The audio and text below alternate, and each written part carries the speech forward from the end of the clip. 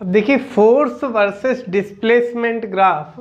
तो यहाँ पर फोर्स वर्सेस डिस्प्लेसमेंट ग्राफ से हम एरिया अंडर द कर्व से वर्क डन की वैल्यू फाइंड करेंगे।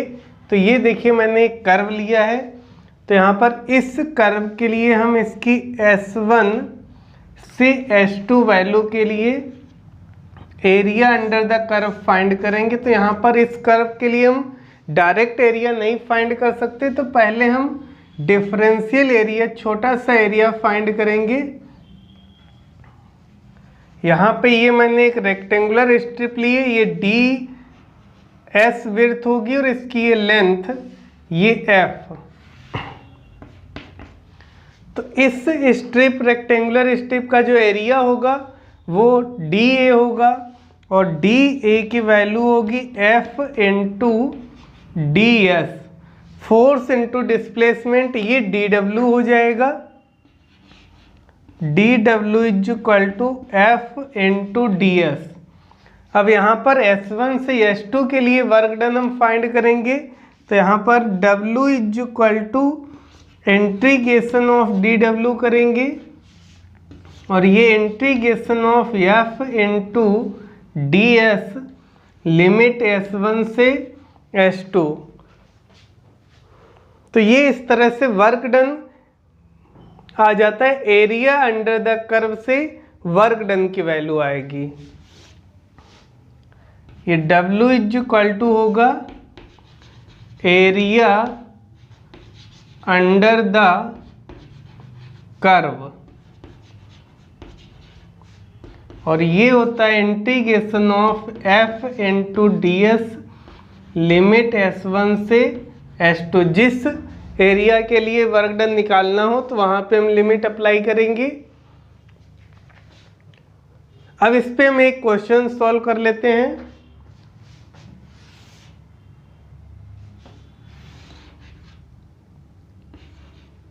ये फोर्स और डिस्प्लेसमेंट का हम ग्राफ ले रहे हैं। ये मैंने ट्रायंगल लिया है एक, इस ओरिजिन से डिस्प्लेसमेंट 10 मीटर और ये फोर्स की वैल्यू 100 न्यूटन दी है। तो इसके लिए हमको 10 मीटर डिस्प्लेसमेंट के लिए वर्क डन फाइंड करना है। तो जो वर्क डन होगा W S is equal to 0 to S is equal to 10 metre के लिए हमको वर्क डन फाइंड करना है। तो वर्क डन जो होता है W इज इक्वल टू ये एरिया अंडर द कर्व होगा, एरिया अंडर द कर्व।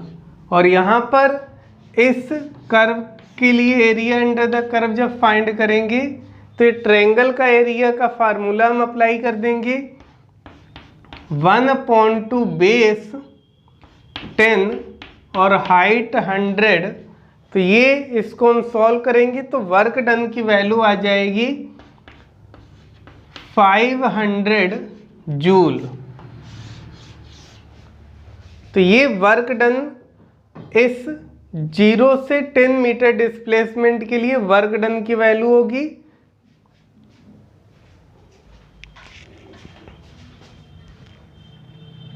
अब देखिए इस क्वेश्चन में हमको एक ग्राफ दिया गया है, F वर्सेस S का फोर्स न्यूटन में दिया है, डिस्प्लेसमेंट मीटर में। Work done from S is equal to 0 to S is equal to 15 metre के लिए फाइंड करना है। तो यहाँ पर ये ग्राफ बना हुआ है, यहाँ पर ये रेक्टेंगल बनेगा तो इसका एरिया हम फाइंड करेंगे। वर्क डन के लिए हम F वर्सेस S ग्राफ में वर्क डन के लिए area under the curve find करते हैं। तो ये फर्स्ट एरिया हो जाएगा, ये ट्रायंगल का एरिया, इसको हम A2 लिख लेते हैं। और ये दूसरा ट्रायंगल बन रहा है, इसका हम एरिया निकालेंगे। तो तीनों एरिया ऐड कर देंगे। Work done S is equal to 0 से 15 मीटर के लिए आ जाएगा। तो A1 की वैल्यू जब हम लिखेंगे तो रेक्टेंगल के लिए लेंथ इंटू विड्थ होगा 5 इंटू 50, ये 250 जूल हो जाएगी वैल्यू। और ये ट्रायंगल बन रहा है 5 से 10 के लिए, A2 की वैल्यू 1/2 बेस, ये 5 मीटर होगा, हाइट 50, 2 से डिवाइड करेंगे 25 और इसको मल्टीप्लाई कर देंगे तो 125 जूल होगी। A3 ये फोर्स डिस्प्लेसमेंट का ग्राफ है, तो एरिया A3 को हम नेगेटिव लेंगे क्योंकि फोर्स यहाँ पर -50 न्यूटन है। तो A3 की वैल्यू होगी -1/2 बेस 5 इंटू ये फोर्स की वैल्यू 50, तो ये वैल्यू -125 जूल होगी। अब टोटल वर्क डन के लिए W is equal to area under the curve, तो ये A1 plus A2 plus A3 के होगा, ऐड कर देंगे तीनों एरिया तो 250 प्लस 125 माइनस 125, तो इनको ऐड करेंगे, ये माइनस प्लस कैंसिल हो जाएंगे, तो वर्क डन की वैल्यू आ जाएगी 250 जूल के इक्वल। तो यहाँ पर S इज इक्वल टू 0 से 15 मीटर डिस्प्लेसमेंट के लिए जो वर्क डन की वैल्यू होगी वो 250 जूल होगी। पावर, देखिए पावर क्या होती है, rate of work done with respect to time is called power. Power की जो SI यूनिट होती है, SI यूनिट, ये जूल पर सेकेंड और वाट होती है। इसके हम डायमेंशन फाइंड करें तो जूल पर सेकेंड को हम लिखेंगे, जूल को लिखेंगे किलोग्राम मीटर स्क्वायर पर सेकेंड स्क्वायर, और इसमें सेकेंड से डिवाइड करेंगे तो ये हो जाएगा kilogram metre square second power -3, और यहाँ से हम पावर की डायमेंशन लिखेंगे M1L2 T-3, तो ये पावर की डायमेंशन हो जाएगी। इसकी SI unit joule per second या वॉट होती है। तो पावर के लिए दो टाइप की पावर हम पढ़ेंगे इसमें, इंस्टेंटेनियस पावर,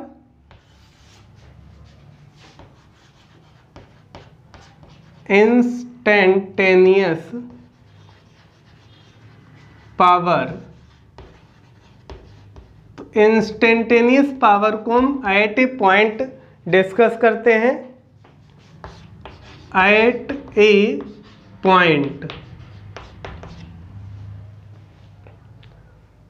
तो एक पॉइंट पे इंस्टेंटेनियस पावर को डिस्कस किया जाता है, और इसका जो फार्मूला होता है P = dW/dt होता है।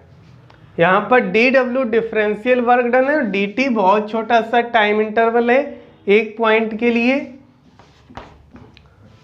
dW की वैल्यू लिखेंगे तो इसको हम लिख सकते हैं वेक्टर F.ds/dt,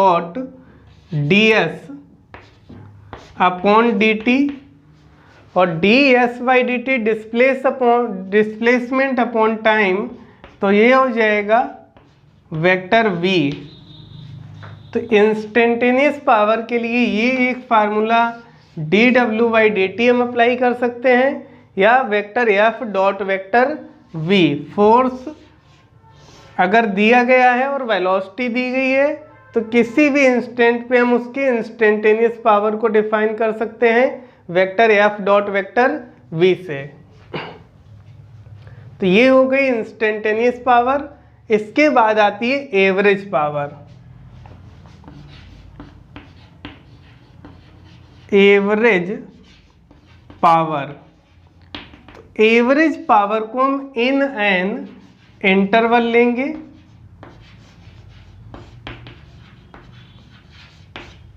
एवरेज पावर को हम इन एन इंटरवल डिस्कस करते हैं, और ये एवरेज पावर होती है W/N डेल्टा टी के equal, work done upon time interval, ये एवरेज पावर हो जाएगी और ये इंस्टेंटेनियस पावर की वैल्यू होती है।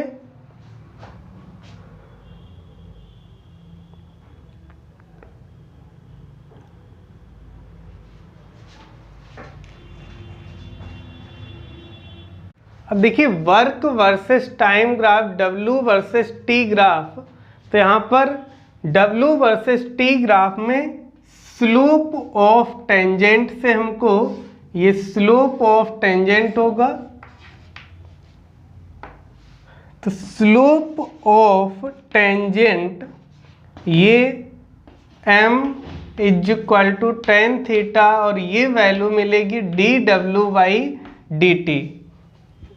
स्लोप ऑफ टेंजेंट से dW/dt आएगा और dW/dt जो होता है ये वैल्यू हमको इंस्टेंटेनियस पावर की मिलती है, इंस्टेंटेनियस पावर। तो वर्क वर्सेस टाइम ग्राफ में जो स्लोप ऑफ टेंजेंट होता है वो इंस्टेंटेनियस पावर की वैल्यू देगा। और इसके बाद इसमें सेकेंड ग्राफ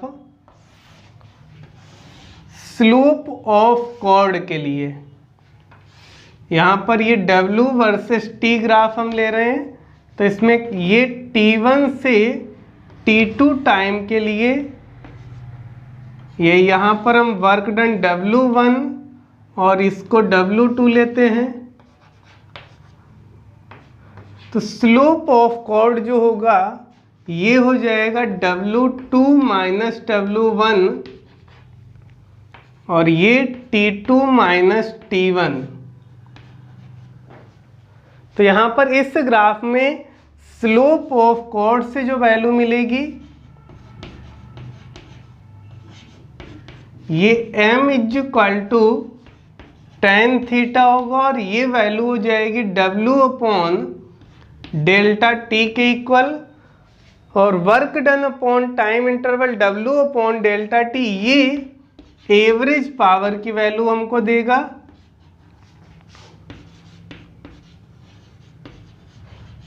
एवरेज पावर। अब इसके बाद इसमें हम एरिया अंडर द कर्व से भी देख लेते हैं, कोई वैल्यू मिलेगी, क्योंकि slope of tangent, slope of chord और एरिया अंडर द कर्व यही तीन ग्राफ हैं जिनसे हम वैल्यू फाइंड करते हैं। तो जब एरिया अंडर द कर्व लेंगे ये T1 से T2 के लिए,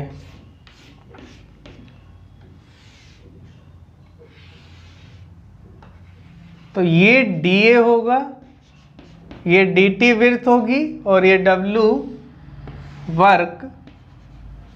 तो यहाँ से DA area under the curve, differential area जो आएगा W इंटू DT होगा, और यहाँ पर इस ग्राफ से हमको कोई वैल्यू नहीं मिलेगी वर्क पावर एनर्जी से रिलेटेड। तो यहाँ पर वर्क वर्सेस टाइम ग्राफ यानी W वर्सेस T ग्राफ से हमको स्लोप ऑफ टेंजेंट से इंस्टेंटेनियस पावर मिलेगी और स्लोप ऑफ कॉर्ड से एवरेज पावर। तो ये दो ग्राफ हमारे लिए इंपॉर्टेंट हैं वर्क वर्सेस टाइम ग्राफ में।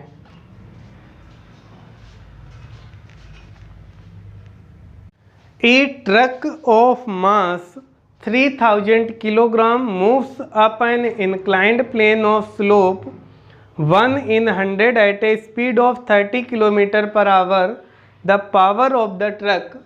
तो देखिए यहाँ पर इस क्वेश्चन में एक ट्रक है जिसका मास 30,000 किलोग्राम है।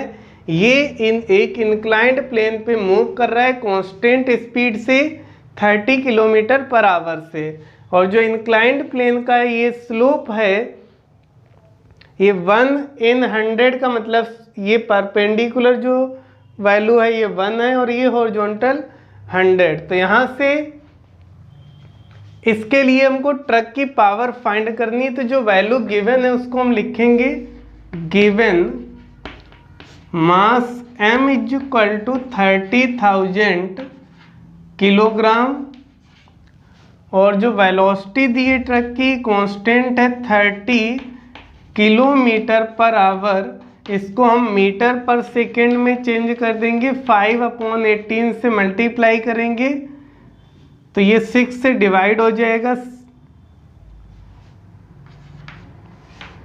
25/3 मीटर पर सेकेंड, ये वेलोसिटी आ जाएगी मीटर पर सेकेंड में। अब यहाँ पर ये ट्रक के द्वारा जो फोर्स लग रहा होगा उसको हम फाइंड कर लेंगे, तो इसकी पावर आ जाएगी। तो यहाँ पर जो स्लोप है ये tan थीटा = 1/100 होगा, और यहाँ पर थीटा स्मॉल एंगल है बहुत, तो यहाँ पर साइन थीटा ये tan थीटा के इक्वल हो जाएगा, और ये वैल्यू आ जाएगी 1/100। अब फोर्स फाइंड करने के लिए इसकी हम FVD ड्रॉ करेंगे, FVD ऑफ ट्रक।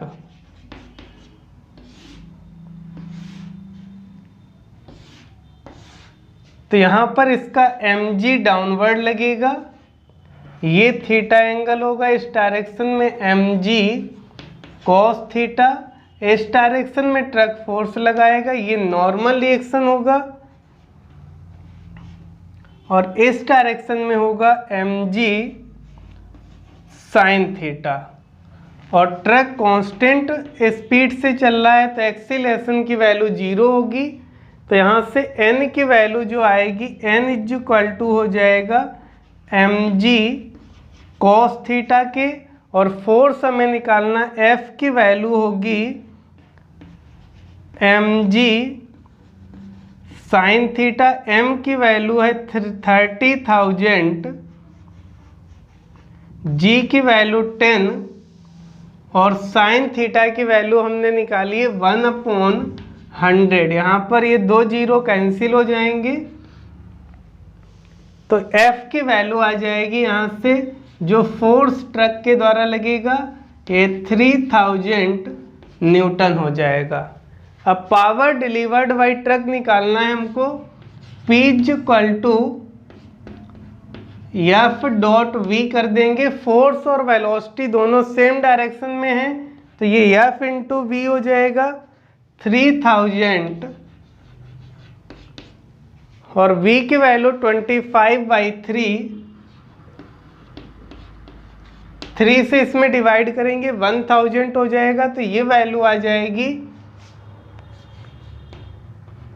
25,000 वाट। इसको हम लिख सकते हैं 25 किलोवाट के इक्वल। तो ये पावर की वैल्यू आ जाएगी ट्रक के लिए 25 किलोवाट के equal. Power of a pump which can pump 200 kilogram of water to a height of 200 meter in 10 second. तो देखिए यहाँ पर एक पंप है जो 200 किलोग्राम वाटर को पंप करके 200 मीटर की हाइट तक 10 सेकेंड में पहुँचाएगी। तो इस मोटर के लिए यानी पंप के लिए पावर हमको फाइंड करनी है। तो जो वैल्यू गिवन है उसको हम लिखेंगे गिवन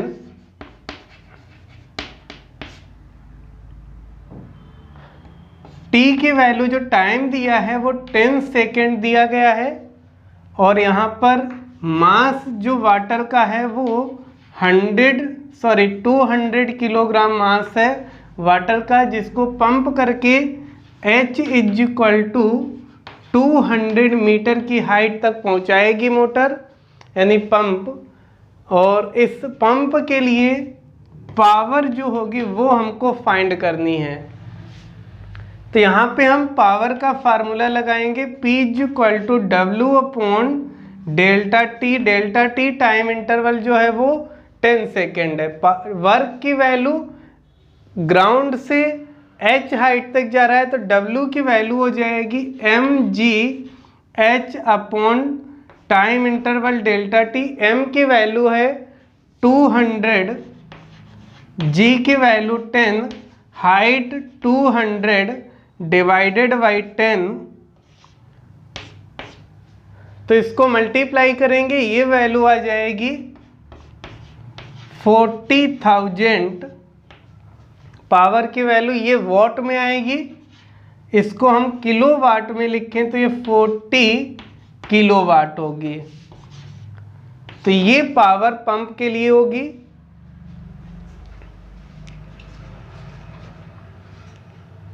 पावर, तो नेट पावर क्या होती है? Rate of net work done with respect to time is called power. तो नेट पावर के लिए भी SI यूनिट वाट रहेगी। और यहाँ पर नेट पावर में हम नेट इंस्टेंटेनियस पावर और नेट एवरेज पावर को फाइंड करेंगे। तो नेट इंस्टेंटेनियस पावर, तो नेट इंस्टेंटेनियस पावर इसको हम एट ए पॉइंट डिस्कस करते हैं। तो जो P नेट की वैल्यू होगी ये dW नेट अपॉन dt के हो जाएगी। और dW नेट को हम लिखेंगे vector F net dot ds divided by dt, और ds बाई dt हो जाएगा v। तो ये vector F net dot vector v आ जाएगी नेट पावर, यानी power delivered by all force. और इस नेट पावर को dW नेट को हम dk भी लिख सकते हैं। ये वर्क एनर्जी थ्योरम से होगा। Work energy theorem W net is equal to होती है डेल्टा के। इसका जो डिफरेंशियल फॉर्म होता है dW नेट, ये dk के इक्वल होगा। तो यहाँ से हम पुट करेंगे dW नेट की जगह पर dk। अब इसके बाद इसमें हम नेट एवरेज पावर फाइंड करेंगे। नेट एवरेज पावर, इसको हम इन एन इंटरवल लेंगे। तो ये हो जाएगा P नेट, एवरेज पावर ले रहे हैं तो ये W net upon delta T के इक्वल होगी नेट एवरेज पावर। और W नेट को हम लिखेंगे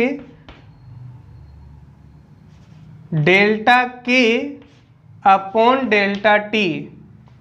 वर्क एनर्जी थ्योरम से W नेट को हम लिख सकते हैं delta K upon delta T। तो ये इसके लिए फार्मूला हो जाएगा नेट एवरेज पावर। या फिर हम W नेट को इस तरह से W1 upon delta T, W2 upon delta T plus W3 upon delta T। तो ये नेट एवरेज पावर आ जाएगी P1 plus P2 plus P3, यानी जो इंडिविजुअल एवरेज पावर का जो सम होगा ये भी हमको नेट एवरेज पावर देगा। तो इस तरह से हम नेट इंस्टेंटेनियस पावर और नेट एवरेज पावर को फाइंड करेंगे।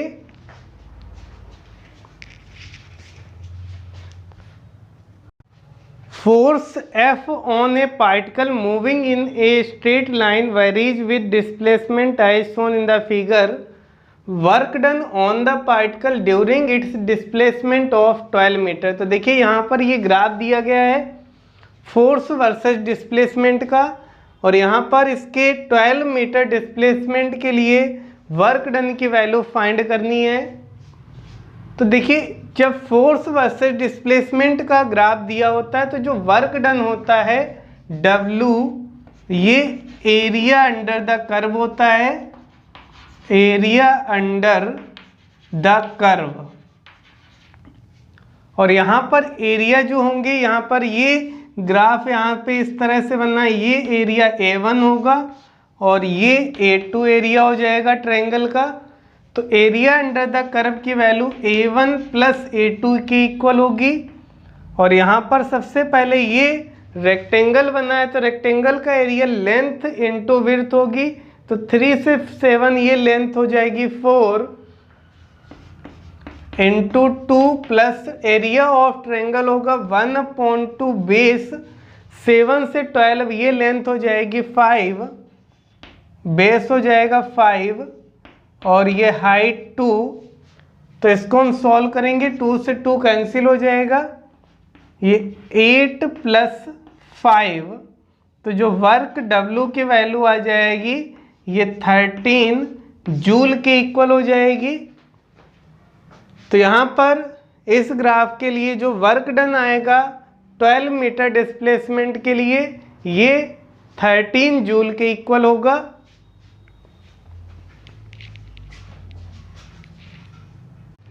A force capital F were acting on an object varies with distance x as shown. The force is in Newton and x in meter. The work done by the force in moving the object from x is equal to 0 to x is equal to 6 metre. तो देखिए यहाँ पर इस question में F versus x का graph दिया गया है, फोर्स न्यूटन में है और जो x है ये मीटर में। तो work done x is equal to 0 से 6 मीटर के लिए वर्क डन फाइंड करना है। तो जो वर्क डन होता है W, ये एरिया अंडर द कर्व होता है, एरिया अंडर द कर्व। अब यहाँ पर एरिया अंडर द कर्व में ये रेक्टेंगल बन रहा है और ये ट्रायंगल बनेगा।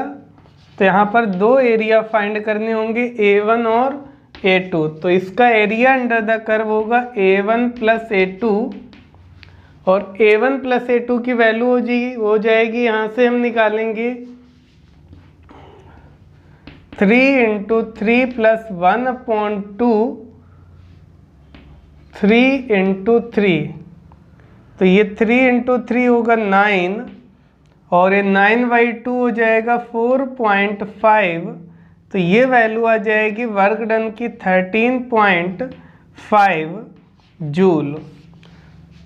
तो इस ग्राफ के लिए इस क्वेश्चन में जो वर्क डन आएगा बाय द फोर्स 13.5 जूल आ जाएगा।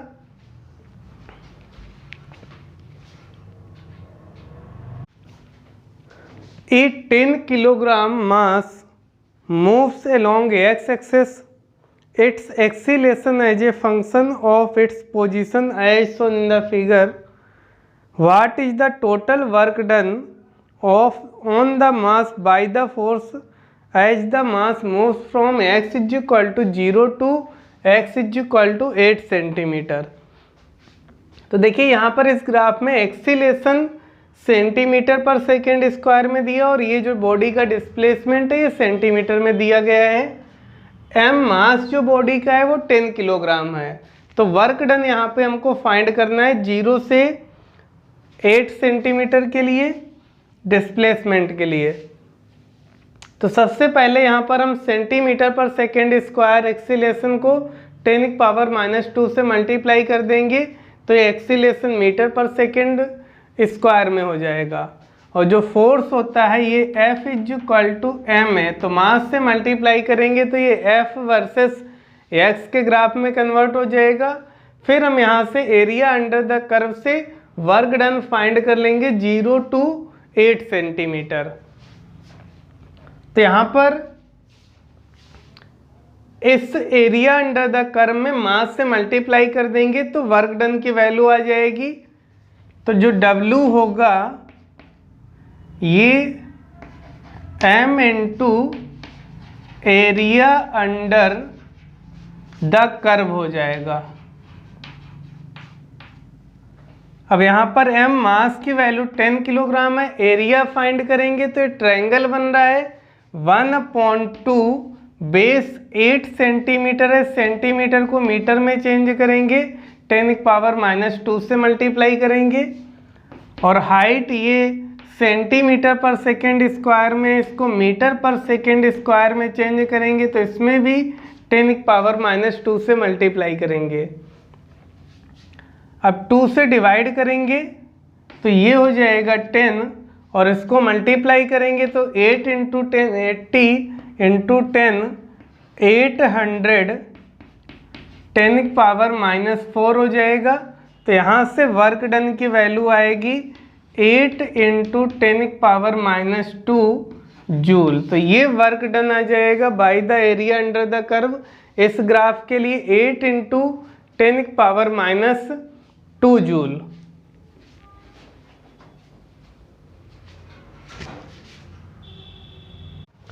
A 60 horsepower electric motor lifts an elevator having a maximum load capacity of 2000 kg if the frictional force on the elevator is 4000 Newton. The speed of the elevator at full load is close to 1 horsepower की value 746 वाट होती है। तो देखिए यहाँ पर इस question में जो दिया गया है, एक इलेक्ट्रिक मोटर है जिसकी पावर 60 हॉर्स पावर के इक्वल है और ये एक एलिवेटर जो मैक्सिमम लोड कैपेसिटी 2000 किलोग्राम जिसकी मैक्सिमम लोड कैपेसिटी है इसको मूव कराएगी। फ्रिक्शनल फोर्स जो दिया गया है एलिवेटर के लिए ये 4000 न्यूटन होगा। तो इसकी स्पीड एलिवेटर की फुल लोड पे कितनी होगी वो हमें फाइंड करनी है। तो देखिए ये एलिवेटर हम लेते हैं, इसमें पावर जो इसके मोटर की P की वैल्यू 60 हॉर्स पावर के इक्वल है और जो इस पे फ्रिक्शनल फोर्स लगेगा F फ्रिक्शनल ये 4000 न्यूटन है, डाउनवर्ड लगेगा। इसको हम अपवर्ड मूव करा रहे हैं। इसकी v वेलोसिटी हमको फाइंड करनी है और इस एलिवेटर का जो mg होगा ये डाउनवर्ड लगेगा लोड। तो यहाँ से हम इसके लिए फोर्स जो एलिवेटर की मोटर इस पे अप्लाई करेगी F ये हम फाइंड कर लेंगे। तो F कांस्टेंट वेलोसिटी के लिए F की वैल्यू mg प्लस फ्रिक्शन के इक्वल होगी। m की वैल्यू है 2000, g की वैल्यू 10 प्लस 4000, तो इतना फोर्स अप्लाई करना होगा मोटर को। तो ये वैल्यू आ जाएगी 24000 न्यूटन फोर्स जो मोटर अप्लाई करेगी।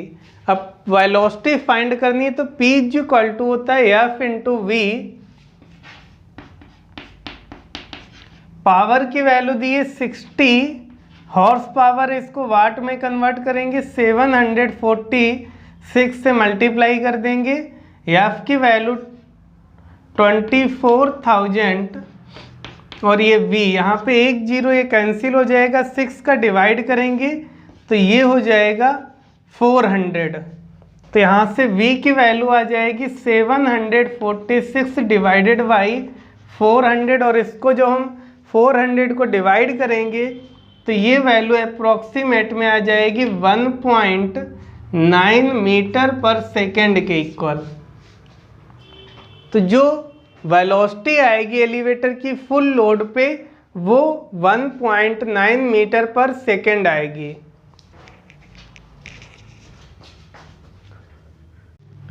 A particle which is experiencing a force given by vector F is equal to 3i cap minus 12j cap undergoes a displacement of vector D is equal to 4i cap if the particle had a kinetic energy of 3 joule at the beginning of the displacement.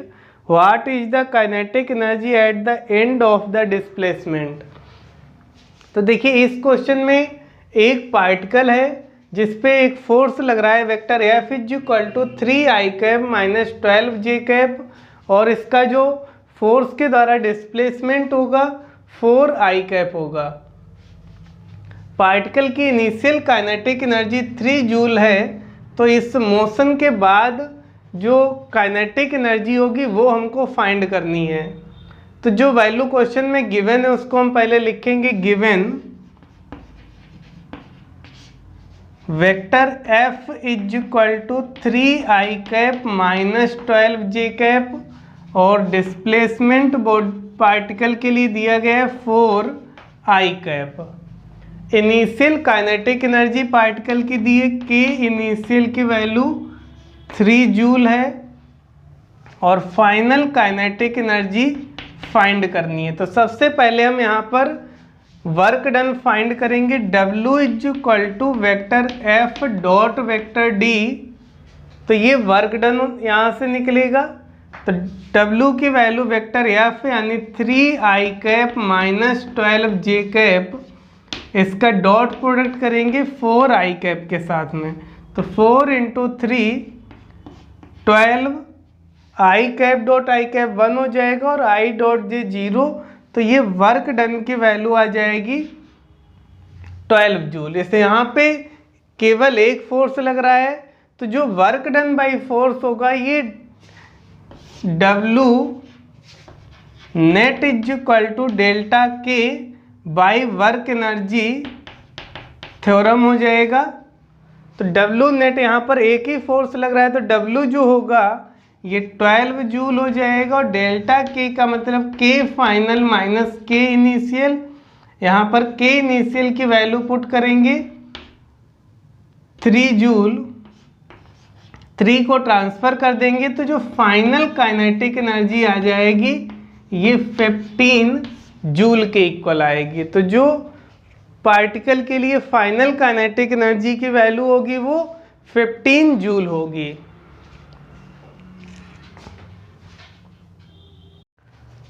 A force acts on 2 kilogram object so that its position is given as a function of time as x is equal to 3t square plus 5.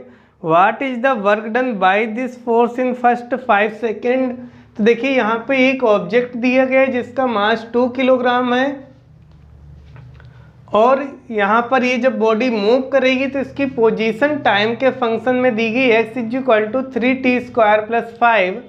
तो work done by the force first 5 second में find करना है। तो जो value given है उससे हम लिखेंगे given mass m is equal to 2 kilogram और x is equal to 3t square plus 5 और t is equal to 0 to t is equal to 5 second.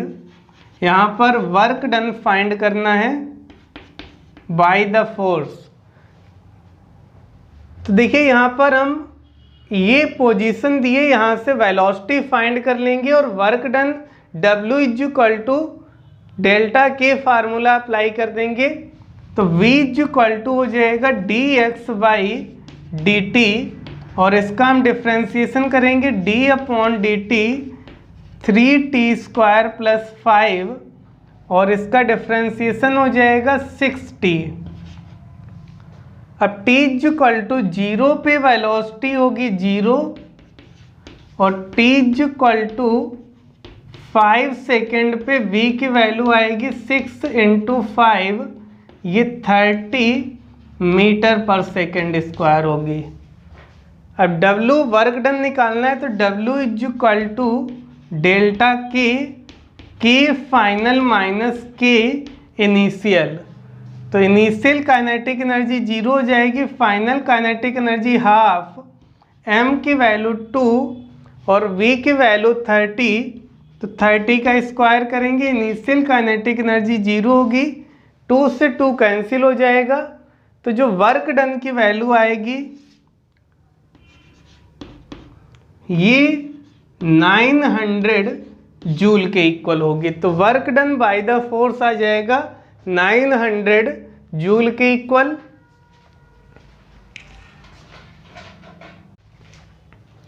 If the heart pushes 1 cc of blood in 1 second under pressure 20,000 newton per metre square, the power of heart is.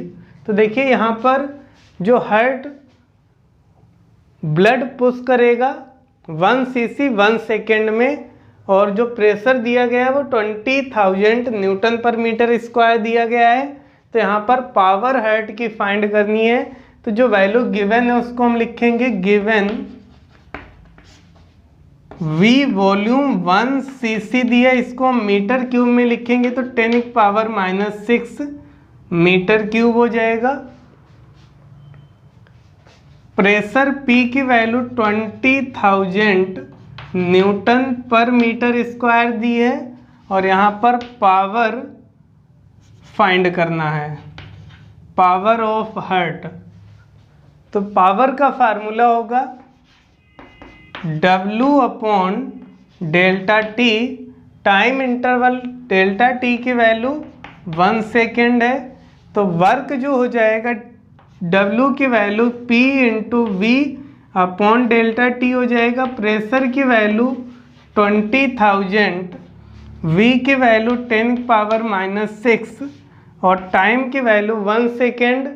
तो इसको हम solve करेंगे तो जो power आ जाएगी ये 2 × 10⁻⁻2 वाट, ये power आ जाएगी हर्ट के लिए।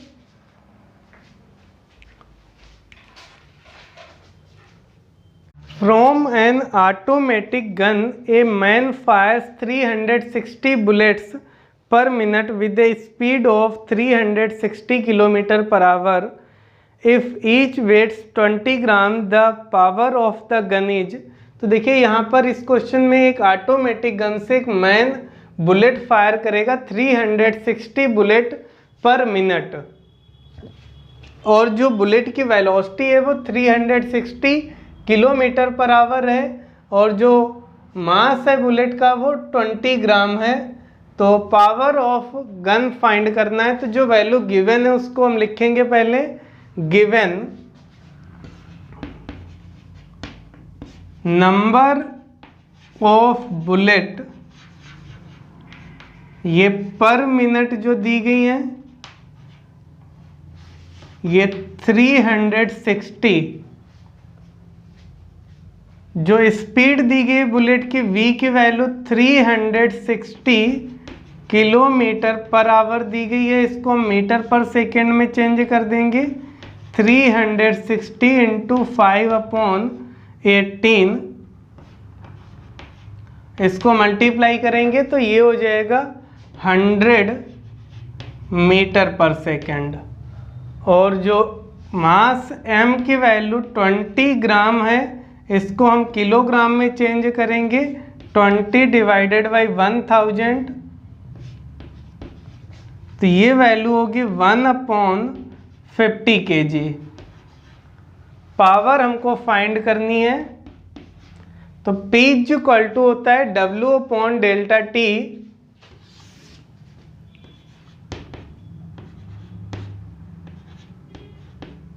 W की वैल्यू यहाँ पे हम डेल्टा K से निकालेंगे। वेलोसिटी दी गई है तो N से मल्टीप्लाई कर देंगे और एक बुलेट की जो काइनेटिक एनर्जी में चेंज हो रहा है ये delta K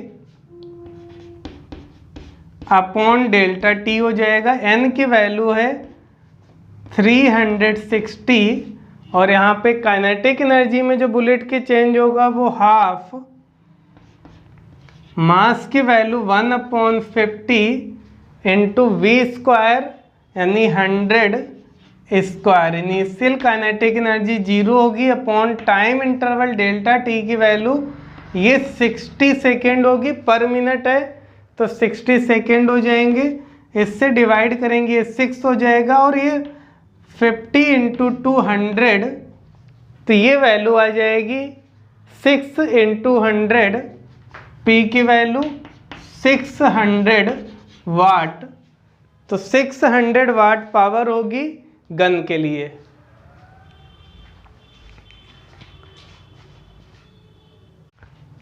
A body of mass 3 kg is under a force which causes a displacement in it given by S = T³/3. Find the work done by the force in first 2 second. तो देखिए इस question में 3 kilogram की एक body है जिस पे एक फोर्स लग रहा है और जो बॉडी का डिस्प्लेसमेंट होगा वो S = T³/3 होगा। वर्क डन फर्स्ट 2 सेकेंड में फाइंड करना है। तो यहाँ पे जो वैल्यू क्वेश्चन में गिवन है उससे हम लिखेंगे गिवन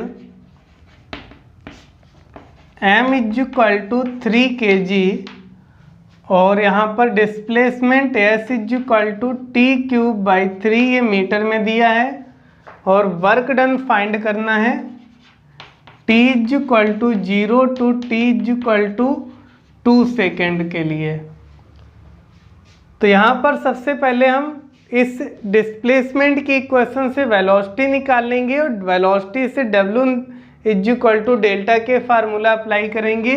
तो यहाँ पर v इज इक्वल टू हो जाएगा ds/dt और ये d/dt s की वैल्यू t³/3 इसका हम डिफ्रेंसिएशन करेंगे तो ये 3t²/3 ये t² हो जाएगी वेलोसिटी।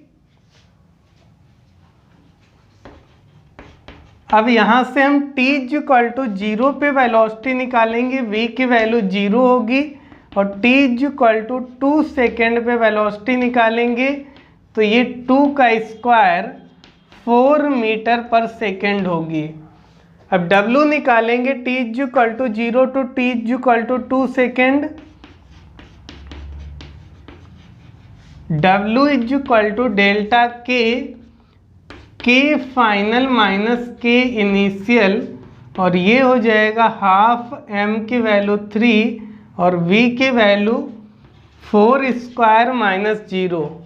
तो 4 का स्क्वायर 16 होगा, 16 में 2 से डिवाइड करेंगे 8 हो जाएगा और 8 का 3 में मल्टीप्लाई करेंगे तो यहाँ से वर्क डन की वैल्यू w की वैल्यू 24 जूल की इक्वल आएगी। ये work done by the force होगा।